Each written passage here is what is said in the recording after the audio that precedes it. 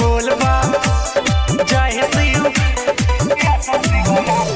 बेल के पतैया जल लेके आइया हाथ में, लेके आइया हाथ में हो, लेके आइया हाथ में। बेल के पतैया जल लेके आइया हाथ में, होई जल ढारी जल या शिवरात में, होई जल ढारी जल या शिवरात में। भोले बाबा हमनी के रही है हो साथ में, रही है हो साथ में हो, रही है हो साथ में। होई जल ढारी जल या शिवरात में, होई जल ढारी जल या शिवरात में, होई जल ढारी जल या शिवरात में, होई जल ढारी जल या शिवरात में। अरे चला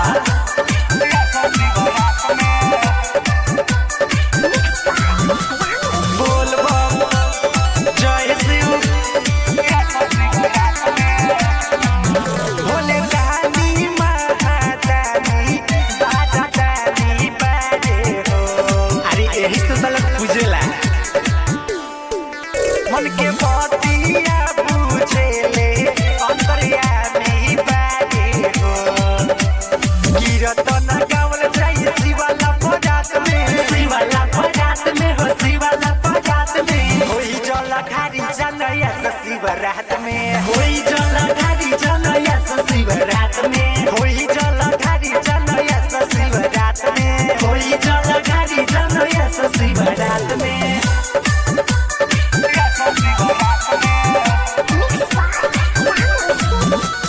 बोलबा जय शिव ऋतिक नाम कहिया महा सुन सबरा होई हो।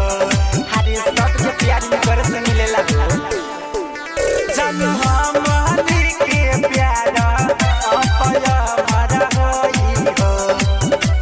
ध्यान लगावल जाई भोलेनाथ में, भोलेनाथ में हो, भोलेनाथ में। होई जल ढारी जल शिवरात में, होई जल ढारी जल शिवरात में, होई जल ढारी जल शिवरात में, होई जल ढारी जल शिवरात में। रिकॉर्डिंग स्टूडियो बकरी बाजार मोबाइल नंबर 8825156667।